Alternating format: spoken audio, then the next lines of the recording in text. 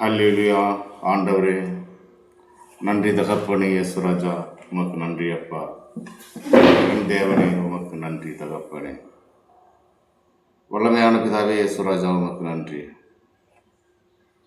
யோவான் 1 அதிகாரம் சுவிசேஷ அதிகாரத்தை 1 அதிகாரத்திலிருந்து யோவான் எழுதின சுவிசேஷம் அதிகாரம் 1.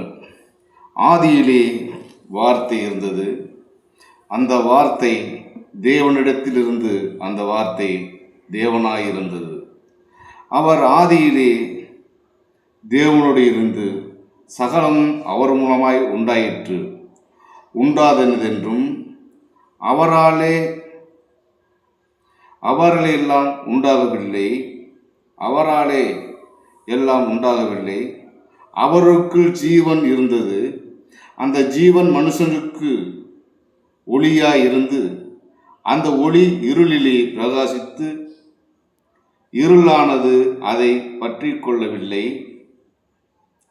தேவனால் அனுப்பப்பட்ட ஒரு மனுஷன் இருந்தான், அவன் பெயர் யோவான்.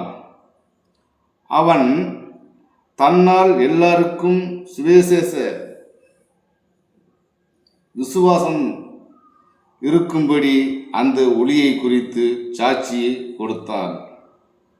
சாட்சியாக வந்தான். அவன் அந்த ஒளி அல்ல, அந்த ஒளியை குறித்து சாட்சி கொடுக்க வந்தவனாயிருந்தான்.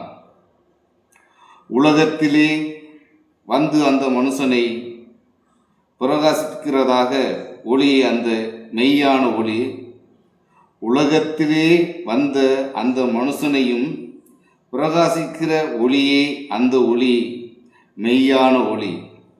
அவர்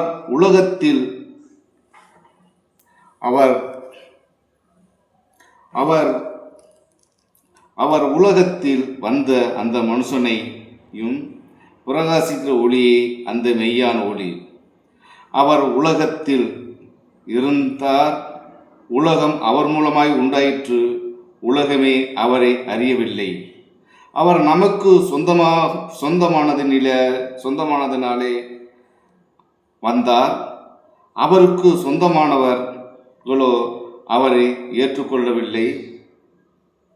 அவருடைய நாமத்தின் மேல் விசுவாசம் உள்ளவராய் அவரை ஏற்றுக்கொண்டவர்கள் எத்தனை பேர்களோ அத்தனை பேர்களுக்கும் தேவனுடைய பிள்ளைகளாய் இருக்கும்படி அவருக்கு அதிகாரம் கொடுத்தார். ஆமேன். அல்லேலூயா. நன்றி ஆண்டவரே. அவர் இரத்தத்தினாலாவது மாம்ச சித்தத்தினாலாவது புருஷனுடைய சித்தத்தினாலாவது பிறவாமல் தேவனாலே பிறந்தவர். அந்த வார்த்தை மாம்சமாகி கிருபையினாலும் சத்தியத்தினாலும் நிறைந்தவாய் நமக்குள்ளே வாசம் பண்ணினார். அவருடைய மகிமையை கண்டோம்.